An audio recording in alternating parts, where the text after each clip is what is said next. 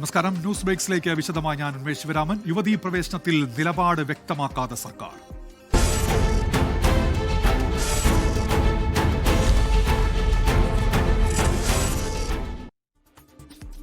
ശബരിമല യുവതീ പ്രവേശനത്തിൽ സുപ്രീം കോടതിയിൽ നിലപാട് അറിയിച്ചിരിക്കുകയാണ് സംസ്ഥാന സർക്കാർ. ആചാര കാര്യങ്ങളിൽ ഹിന്ദുമത പണ്ഡിതരുമായി ആലോചിച്ച് തീരുമാനമെടുക്കണം. വിശ്വാസമാണ് പ്രധാനമെന്നും സംസ്ഥാന സർക്കാർ എഴുതി നൽകിയ വാദത്തിൽ വ്യക്തമാക്കുന്നുണ്ട്. ആർ അച്യുതൻ ഇപ്പോൾ ഡൽഹിയിൽ നിന്നും, ആർ ശ്രീജിത്ത് തിരുവനന്തപുരത്ത് നിന്നും ചേരുന്നുണ്ട്. ആദ്യം ആർ അച്യുതനിലേക്ക്. അച്യുതൻ, എന്തൊക്കെ കാര്യങ്ങൾ വ്യക്തമാക്കിക്കൊണ്ടുള്ള സത്യവാങ്മൂലമാണ് സമർപ്പിച്ചിരിക്കുന്നത്?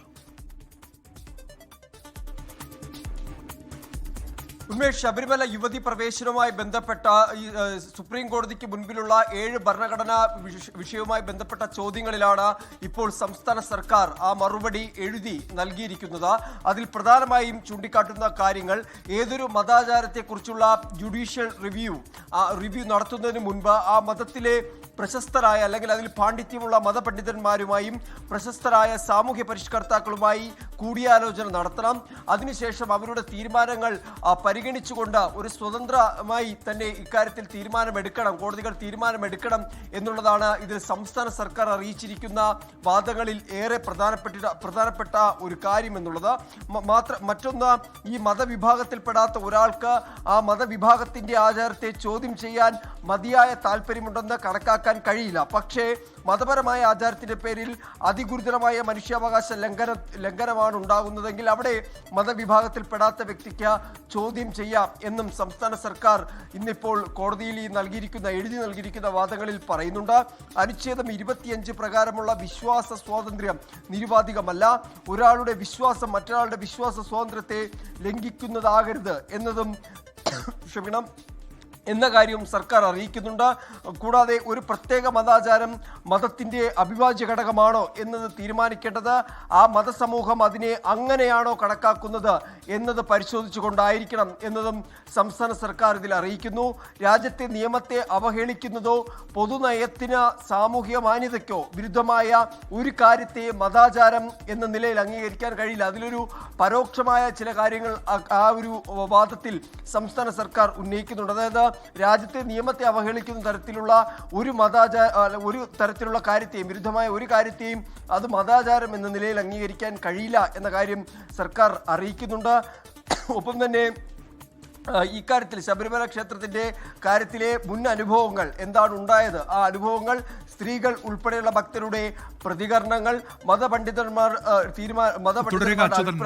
ഇക്കാര്യങ്ങളൊക്കെ പരിഗണിക്കണം എന്ന സുപ്രീം കോടതിയോട് പറയുകയാണ് സംസ്ഥാന സർക്കാർ. ആ ശ്രീജിത്ത് കൂടി ഇപ്പോൾ ചേരുന്നുണ്ട്. ശ്രീജിത്ത്, നിയമസഭാ തെരഞ്ഞെടുപ്പ് മുന്നിൽ നിൽക്കുന്ന ഒരു സന്ദർഭത്തിലാണ് ഈ സത്യവാങ്മൂലത്തിന്റെ വിശദാംശങ്ങൾ പുറത്തുവരുന്നത്. പിന്നടത്തം എന്ന പ്രതിപക്ഷം വിമർശിക്കുന്നുണ്ട്. സംസ്ഥാന സർക്കാർ ഇക്കാര്യത്തിൽ എന്താണ് ഉദ്ദേശിക്കുന്നത് ശ്രീജിത്ത്? ഉന്മേഷ, യുവതീ പ്രവേശന കാര്യത്തിൽ എന്താണ് നിലപാട് എന്നത് വേണോ വേണ്ടയോ എന്ന കാര്യത്തിൽ സുപ്രീം കോടതി ചോദിച്ചിട്ടില്ലെങ്കിലും 7 ഭരണഘടനയുമായി ബന്ധപ്പെട്ട 7 ചോദ്യങ്ങളാണ് സർക്കാരിനോട് ആരാഞ്ഞിരിക്കുന്നത്. അതിന് നൽകിയ 17 പേജുള്ള ഉത്തരത്തിൽ യുവതീ പ്രവേശനത്തിൻ്റെ കാര്യത്തിലും സർക്കാരിന് എന്താണ് നിലപാട് എന്ന് വരികൾക്കിടയിൽ വ്യക്തമാക്കുന്ന ഒരു സമീപനമാണ് സർക്കാർ സ്വീകരിച്ചിരിക്കുന്നത് എന്ന കാര്യം ഉറപ്പിച്ചും പറയാം. കാരണം വിശ്വാസപരമായ കാര്യങ്ങളിൽ തീരുമാനമെടുക്കുന്നതിന് മുമ്പ് അത് ഭരണഘടന കൊണ്ടോ നിയമം കൊണ്ടോ മാത്രം തീരുമാനമെടുക്കാവുന്ന വിഷയമല്ല.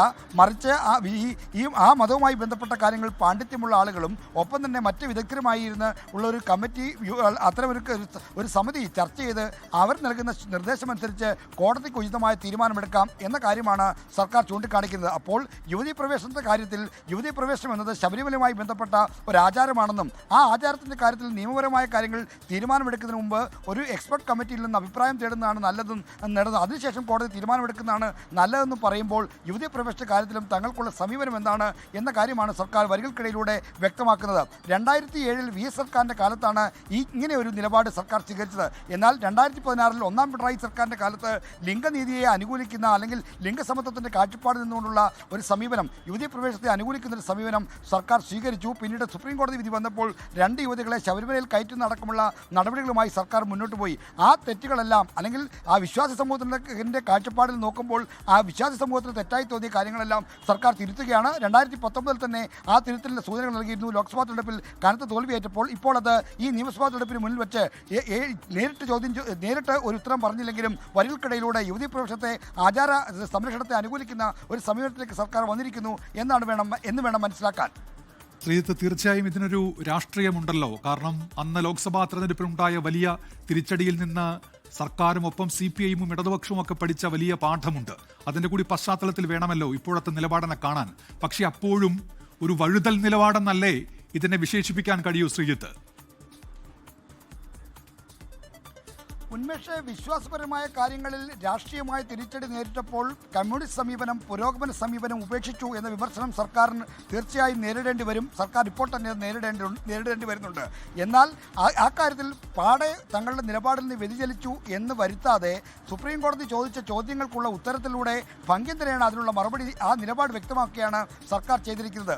വിശ്വാസപരമായ കാര്യങ്ങളിൽ കോടതി പുറപ്പെടുവിച്ച ഉത്തരവ് നടപ്പിലാക്കാൻ പോയപ്പോഴുണ്ടായ രാഷ്ട്രീയ അനുഭവം മുൻനിർത്തിയാണ് ഇത്തരം ഒരു തീരുമാനത്തിലേക്ക് സർക്കാർ വന്നത്.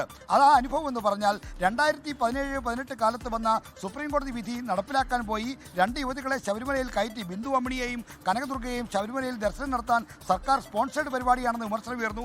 അതിനെല്ലാം വലിയ തിരിച്ചടിയാണ് 2019 ലോക്സഭാ തെരഞ്ഞെടുപ്പിൽ നേരിട്ടത്. പിന്നീട് തിരുത്തൽ നടപടി എന്നോണം CPIഎമ്മിന്റെ നേതൃത്വത്തിൽ വീടുകൾ കയറിയപ്പോഴും മറ്റും പാർട്ടിക്ക് ലഭിച്ച ഏറ്റവും വലിയ ഫീഡ്ബാക്ക് എന്ന് പറയുന്നത് ശബരിമല വിഷയത്തിലെടുത്ത സമീപനമാണ്. ഒട്ടേറെ വിശ്വാസികളെ വേദനിപ്പിച്ച വിഷയത്തിൽ സർക്കാരും CPIഎമ്മും തെറ്റുതിരുത്തുന്നുവെന്ന സൂചന അന്ന് തന്നെ നൽകിയിരുന്നു. ആ സൂചനയുടെ അടിസ്ഥാനത്തിലുള്ള ഏറ്റവും പ്രായോഗികമായ ഒരു രൂപമാണ് ഇപ്പോൾ നൽകിയിരിക്കുന്ന സത്യവാങ്മൂലം.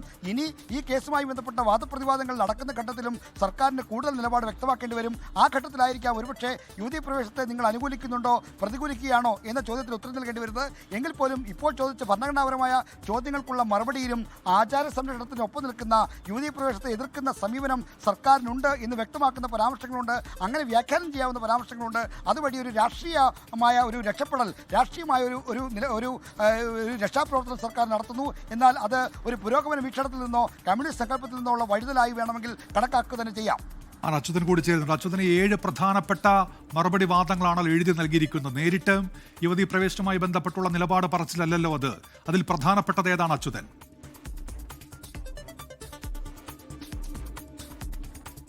ഉന്മേഷ്, അതിലേറെ പ്രധാനപ്പെട്ട ഒരു കാര്യം എന്നുള്ളത് ഈ ഭരണഘടനാ വിഷയത്തിലേക്ക് വരുമ്പോൾ അവിടെ തുല്യതയും മതസ്വാതന്ത്ര്യവും തമ്മിലുള്ള അതിസങ്കീർണമായിട്ടുള്ള പരസ്പരം കുരുങ്ങിക്കിടക്കുന്ന ഭരണഘടനാ വിഷയങ്ങളാണ്, സങ്കീർണമായിട്ടുള്ള വിഷയങ്ങളാണ്.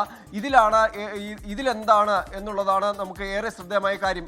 സുപ്രീം കോടതി പോലും വ്യക്തമാക്കിയത് അവിടെ ഒരു പ്രശ്നം നേരിടുന്നുണ്ട്. അതായത് ഈ മതസ്വാതന്ത്ര്യവും സ്ത്രീ അവകാശങ്ങളും സംബന്ധിച്ചുള്ള കാര്യങ്ങളിൽ മതാചാരങ്ങളിൽ കോടതി ഇടപെട്ടുകൊണ്ട് ലിംഗസമത്വം ഉറപ്പാക്കണോ എന്ന കാര്യമാണ് കോടതി തന്നെ പരിശോധിക്കാനായി ഒരുങ്ങുന്നത്. അതുകൊണ്ട് തന്നെയാണ് കക്ഷികളോട് ഈ 7 ഭരണഘടനാ വിഷയങ്ങളിൽ അവരുടെ വാദങ്ങൾ എഴുതി നൽകാനും സുപ്രീം കോടതി ഇതുമായി ബന്ധപ്പെട്ട നിർദ്ദേശിച്ചത്. അവിടേക്ക് വരുമ്പോഴാണ് സംസ്ഥാന സർക്കാർ പറഞ്ഞിരിക്കുന്ന ഒരു കാര്യം. ഇവിടെ അതായത് ഈ ഭരണഘടനാ പരമായ കാര്യങ്ങൾക്ക് അപ്പുറം ആ മതാചാരവുമായി ബന്ധപ്പെട്ട ആ മതാചാരത്തിൽ തന്നെ പണ്ഡിതരായ ആളുകളുടെ അഭിപ്രായങ്ങൾ കണക്കിലെടുത്തുകൊണ്ടൊരു തീരുമാനത്തിലേക്ക് എത്തണം. അവിടെ ആ ഒരു ജുഡീഷ്യൽ റിവ്യൂ അതെപ്പോഴും നടത്തുമ്പോഴും മതപണ്ഡിതരുടെ അഭിപ്രായം അത് പരിഗണിച്ചുകൊണ്ടായിരിക്കണം എന്നൊരു നിലപാട് ഇപ്പോൾ സംസ്ഥാന സർക്കാർ വീണ്ടും ആവർത്തിച്ചിരിക്കുന്നത്. 2007 ഇതാദ്യമായി സർക്കാർ മുന്നോട്ട് വയ്ക്കുന്നത്. ഏതായാലും ഇപ്പോൾ സത്യവാങ്മൂലം സുപ്രീം കോടതിയിൽ എത്തിയിരിക്കുകയാണ്. അതിന്റെ വിശദാംശങ്ങൾ പുറത്തുവരുന്നു. തെരഞ്ഞെടുപ്പ് അത് രാഷ്ട്രീയ വിഷയമാവുകയും ചെയ്യും.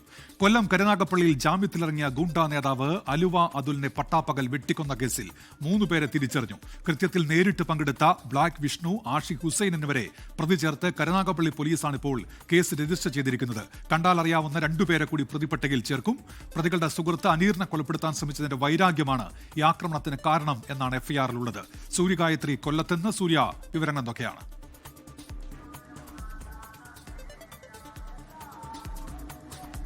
ഉന്മേഷ്, ജിം സന്തോഷിന്റെ വധവുമായി ബന്ധപ്പെട്ട്, കൊലപാതകവുമായി ബന്ധപ്പെട്ട് ഇപ്പോൾ നടന്നിരിക്കുന്ന കൊലപാതകത്തിന് ബന്ധമില്ല എന്നുള്ളതാണ് പോലീസ് പറയുന്നത്. അതായത് ജിം സന്തോഷിനെ 2025 മാർച്ച് 26 കൊലപ്പെടുത്തിയതിനു ശേഷം മടങ്ങി വരവെ ഈ സംഘം മറ്റൊരു വ്യക്തിയെ കൂടി ആക്രമിച്ചു. അനീർ എന്ന് പറയുന്ന ആളെയാണ് ആക്രമിച്ചിട്ടുണ്ടായിരുന്നത്. കടത്തൂർ സംഘത്തിൽ ഉൾപ്പെടുന്ന വ്യക്തിയാണ് ഈ അനീർ. അതിന്റെ മുൻവൈരാഗ്യമാണ് ഇപ്പോൾ അലുവ അതിലിനെ കൊലപ്പെടുത്തുന്നതിലേക്ക് നയിച്ചിട്ടുള്ളത് എന്നുള്ളതാണ് പോലീസ് പറയുന്നത്. ഈ ആക്രമിച്ച കാറിൽ 5 പേരുണ്ടായിരുന്നു എന്നുള്ള വിശദീകരണമാണ് വിശദീകരണമാണ് പോലീസ് നൽകുന്നത്. അതിൽ നേരിട്ട് കൃത്യത്തിൽ ഏർപ്പെട്ട 3 പേർക്കെതിരെയാണ് പോലീസ് കേസെടുത്തിരിക്കുന്നത്. അത് ഈ ബ്ലാക്ക് വിഷ്ണു എന്നറിയപ്പെടുന്ന വിഷ്ണു, ആഷിഖ്, ഹുസൈൻ എന്നീ 3 പേർക്കെതിരെയാണ് കേസെടുത്തിരിക്കുന്നത്. അത് കൂടാതെ കണ്ടാലറിയുന്ന 2 പേരെ കൂടി പ്രതിപട്ടികയിൽ ചേർക്കുമെന്നുള്ള കാര്യമാണ് പോലീസ് ഇപ്പോൾ വ്യക്തമാക്കുന്നത്. മറ്റൊരു കാര്യം, ഈ നേരിട്ട് കുറ്റകൃത്യത്തിൽ ഏർപ്പെട്ടു എന്ന് പറയുന്ന 3 പേരിൽ ഉൾപ്പെടുന്ന ഹുസൈനെ നേരത്തെ തന്നെ അല്ലെങ്കിൽ വർഷങ്ങൾക്ക് മുമ്പ് തന്നെ അലുവ അതുൽ എന്ന് പറയുന്ന വ്യക്തി ആക്രമിച്ചിട്ടുണ്ട്. അപ്പോൾ ഈ ആക്രമണത്തിന്റെ ഒക്കെ വൈരാഗ്യം, അതിന്റെ പകയിലാണ് അലുവ അതുലിനെ കൊലപ്പെടുത്താൻ നേരത്തെ നിശ്ചയിച്ച പ്ലാൻ അനുസരിച്ച് ഈ സംഘം വന്നിട്ടുണ്ടായിരുന്നതും കരുനാഗപ്പള്ളിയിൽ വെച്ച് പുതിയകാവ് ജംഗ്ഷനിൽ വെച്ച് ഇന്നിപ്പോൾ നടന്ന അതിക്രൂരമായിട്ടുള്ള ആക്രമണം അതുലിനെതിരെ നടത്തിയതും കൊലപ്പെടുത്തുകയും ഒക്കെ ചെയ്തിട്ടുണ്ടായിരുന്നു. അതുലിനെ കൊലപ്പെടുത്തുക എന്ന ഉദ്ദേശത്തോടു കൂടി തന്നെയാണ് കാറിൽ പിന്തുടർന്നെത്തി പ്രതികൾ ആക്രമണം നടത്തിയത് എന്നുള്ള കാര്യമാണ് പോലീസ് ഇപ്പോൾ നൽകുന്ന വിശദീകരണം. എന്തായാലും തുടർ നടപടികളിലേക്ക് കരുനാഗപ്പള്ളി പോലീസ് പോയിട്ടുണ്ടെന്നുള്ളതാണ് അറിയാൻ സാധിക്കുന്ന വിവരം. സൂര്യഗായത്രിയാണ് കൊല്ലത്ത് നിന്ന് വിവരങ്ങൾ നൽകിയത്. അമ്പലപ്പുഴയിൽ സ്വതന്ത്ര സ്ഥാനാർത്ഥിത്വം പ്രഖ്യാപിച്ച ജി സുധാകരനെതിരെ നിലപാട് കടുപ്പിച്ച് CPIM. ആലപ്പുഴ പറവൂരിൽ റാലിയും സംസ്ഥാന നേതാക്കൾ പങ്കെടുക്കുന്ന വിശദീകരണ യോഗവും നടക്കുകയാണ്. ആലപ്പുഴ പറവൂരിലും ജി സുധാകരന്റെ വീടിന് മുന്നിലും CPIM പ്രതിഷേധ പ്രകടനങ്ങൾ നടത്തി. വർഗവഞ്ചനയ്ക്ക് മാപ്പില്ല തുടങ്ങിയ മുദ്രാവാക്യങ്ങൾ ഉയർത്തിയായിരുന്നു പ്രതിഷേധം.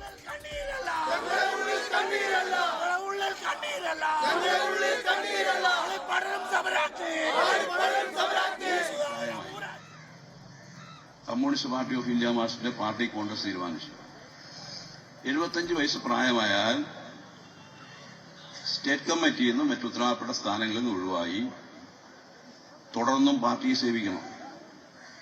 ആ സ്ഥാനങ്ങളിൽ പ്രവർത്തിക്കുന്നതിന് പറ്റില്ല. പുതിയ സഖാക്കൾക്ക് അവസരം കൊടുക്കണം. അങ്ങനെയല്ലേ ഒഴിവാക്കിയത്? 75 വയസ്സായില്ലെങ്കിൽ ഒഴിവാക്കുമോ? 75 വയസ്സായി ഒഴിവാക്കി വീട്ടിൽ വന്നു. പാർട്ടി സ്റ്റേറ്റ് കമ്മിറ്റി പറഞ്ഞു ആലപ്പുഴ ജില്ലാ കമ്മിറ്റിയുമായി സഹകരിച്ച് പ്രവർത്തിക്കണം. ഞങ്ങൾ പറഞ്ഞു ഞങ്ങളുടെ ജില്ലാ കമ്മിറ്റി ഓഫീസിൽ വരൂ, ജില്ലാ കമ്മിറ്റി യോഗത്തിൽ ക്ഷണിതാവെന്നൊരു സഭ പങ്കെടുക്കൂ. അപ്പൊ ഇവരുടെ അമ്മമാരുടെയൊന്നും കൂട്ടത്തിലിരിക്കാൻ നീ പറ്റില്ല, ഞാൻ വരില്ല. ജില്ലാ കമ്മിറ്റി ഓഫീസിൽ ഞങ്ങളൊരു ഓഫീസ് മുറി. രാജ്യത്തെ ഇന്ധന ലഭ്യതയിൽ ആശങ്ക വേണ്ടെന്ന് കേന്ദ്ര പെട്രോളിയം മന്ത്രാലയം. പരിഭ്രാന്തിയെ തുടർന്നുള്ള LPG ബുക്കിംഗ് 88 ലക്ഷമായി ഉയർന്നെന്നും കേന്ദ്ര സർക്കാർ. വാണിജ്യ സിലിണ്ടറുകളുടെ വിതരണത്തിന് മുൻഗണന സംസ്ഥാന സർക്കാരുകൾ തീരുമാനിക്കണമെന്ന് കേന്ദ്രം നിർദ്ദേശം നൽകി. ഇന്ധന വിതരണത്തിൽ സുരക്ഷാ മാനദണ്ഡങ്ങൾ പാലിക്കണമെന്നാണ് പമ്പുടമകൾക്കുള്ള നിർദ്ദേശം.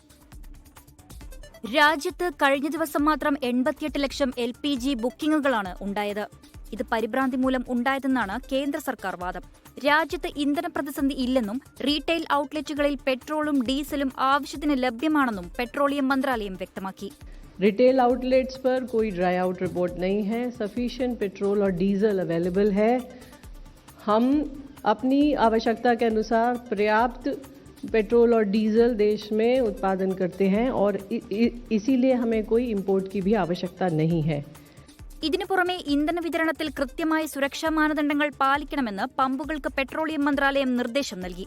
സുരക്ഷിതമല്ലാത്ത പാത്രങ്ങളിലും മറ്റും ഇന്ധനം വാങ്ങി സൂക്ഷിക്കരുതെന്നും നിർദ്ദേശമുണ്ട്. ബുക്കിംഗ് ഇടവേളകൾ കൃത്യമായി പാലിക്കണമെന്നും പെട്രോളിയം മന്ത്രാലയം നിർദ്ദേശിച്ചു. കുടുങ്ങിക്കിടന്ന 24 കപ്പലുകളിൽ 2 LPG ടാങ്കറുകൾ ഹോർമൂസ് കടന്നെന്നും 46,000 ടൺ ക്രൂഡ് ഓയിൽ ഇന്ത്യയിലേക്ക് വരുന്നതായും പെട്രോളിയം മന്ത്രാലയം അറിയിച്ചു.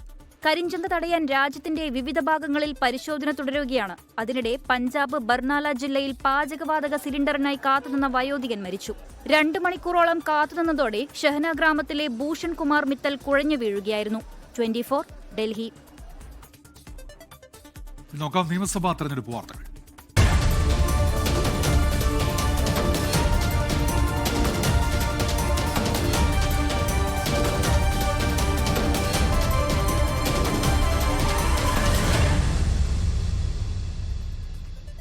നിയമസഭാ തെരഞ്ഞെടുപ്പിന് ദിവസങ്ങൾ മാത്രം ശേഷിക്കെ സ്ഥാനാർത്ഥി നിർണയത്തെ ചൊല്ലി കോൺഗ്രസിനുള്ളിൽ കലാപം.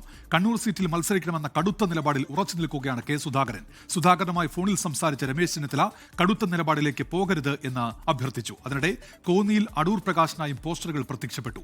അരുവിക്കരയിൽ വീണ്ടും KS ശബരിനാഥിനെ മത്സരിപ്പിക്കാൻ ഹൈക്കമാൻഡ് നിർദ്ദേശം നൽകി.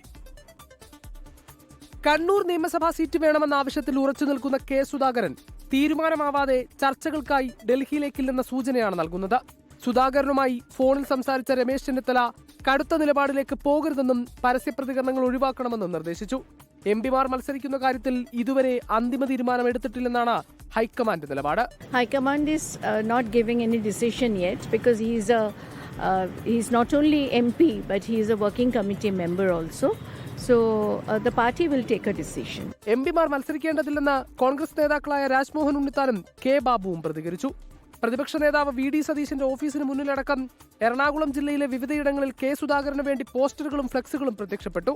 അതിനിടെ സുധാകരന്റെ വിവാദ ഫേസ്ബുക്ക് പോസ്റ്റിനെ കുറിച്ചുള്ള നിലപാട് തിരുത്തി പ്രതിപക്ഷ നേതാവ് വി.ഡി. സതീശൻ രംഗത്തെത്തി. എന്നോട് അങ്ങനെയല്ല അദ്ദേഹം പറഞ്ഞത്. അദ്ദേഹം ഇട്ടാണെങ്കിൽ ഞാൻ ചോദിച്ചാൽ ഇന്നലെ ആ ഫേസ്ബുക്ക് പോസ്റ്റ് എന്താ കുഴപ്പം? കണ്ണൂരിനെ പറ്റി അദ്ദേഹം വികാരഭരിതമായി പറഞ്ഞിരിക്കുന്നു. അദ്ദേഹം പ്രതിനിധാനം ചെയ്യുന്ന പാർലമെന്റ് മണ്ഡലമാണ് കണ്ണൂർ. അതിനേക്കാളും വലുതാണ് കണ്ണൂർ ജില്ല എന്ന് പറയുന്നത്. കോന്നിയിൽ അടൂർ പ്രകാശിനെ തഴഞ്ഞാൽ പ്രത്യാഘാതം ഗുരുതരമായിരിക്കുമെന്ന് DCC ഓഫീസിന് മുന്നിൽ പോസ്റ്റർ പ്രത്യക്ഷപ്പെട്ടു.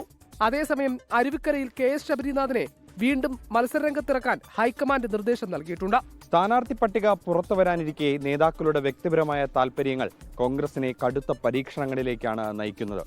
സുധാകരന്റെയും അടൂർ പ്രകാശിന്റെയും കാര്യത്തിലെടുക്കുന്ന തീരുമാനം വരാനിരിക്കുന്ന തെരഞ്ഞെടുപ്പ് ഫലത്തെയും ബാധിച്ചേക്കാം. കണ്ണൂരിൽ നിന്നും അജീഷ് ജയകുമാർ, 24.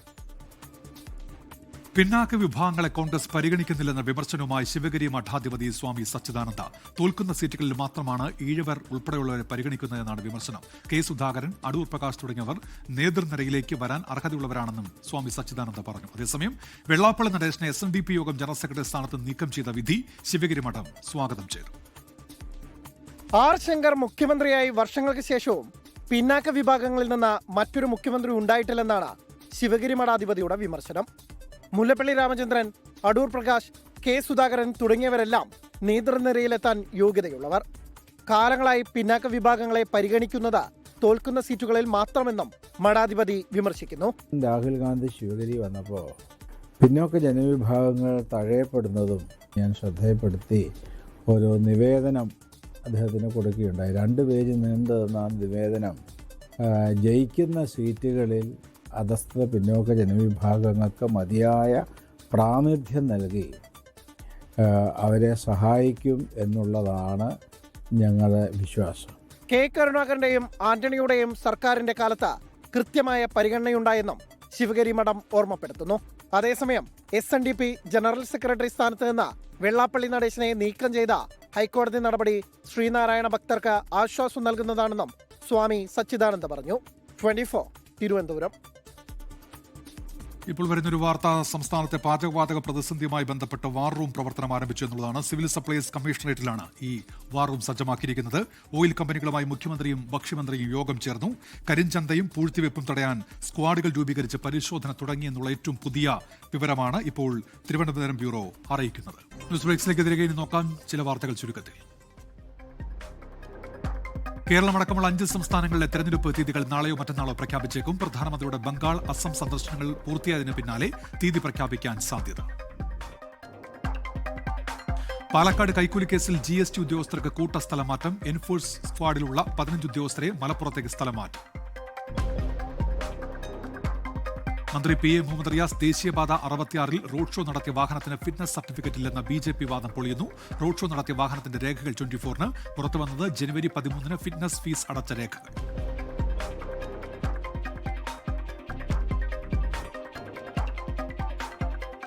ആർ വൈരമുത്തുവിന് ജ്ഞാനപീഠം. തമിഴ് സാഹിത്യത്തിൽ നൽകിയ സംഭാവനകൾ പരിഗണിച്ചാണ് പുരസ്കാരം. എല്ലാ തമിഴ്നാട്ടുകാർക്കും അഭിമാനിക്കാവുന്ന നേട്ടമെന്ന് വൈരമുത്തു. അർജന്റീനയും സ്പെയിനും മുഖാമുഖമെത്തുന്ന ഫൈനലിസിമ പോരാട്ടം നടക്കുമോ എന്നറിയാം. വേദിയുടെ കാര്യത്തിൽ ധാരണയിലെത്തിയില്ലെങ്കിൽ ഫുട്ബോൾ ലോകം കാത്തിരുന്ന ലയണൽ മെസ്സി ലെമിൻ യമാൽ പോരാട്ടം നടക്കില്ല. ഗ്രാൻഡ് ഗാർഗ് ദ്വീപിൽ അമേരിക്ക ആക്രമണം നടത്തിയതിനു പിന്നാലെ പശ്ചിമേഷ്യ സംഘർഷഭരിതം. ഗാർഗിലെ സൈനിക കേന്ദ്രങ്ങൾ തകർത്തെന്ന് ഡൊണാൾഡ് ട്രംപ്. ലോകത്തെവിടെയായാലും ഏത് സമയത്തും 24 വാർത്തകളും ഓഗ്മെന്റഡ് റിയാലിറ്റി പാക്കേജുകളും എക്സ്പ്ലെയിനറുകളും വിശദമായി കാണാൻ ഞങ്ങളുടെ YouTube ചാനൽ നിങ്ങൾക്ക് സബ്സ്ക്രൈബ് ചെയ്യാം.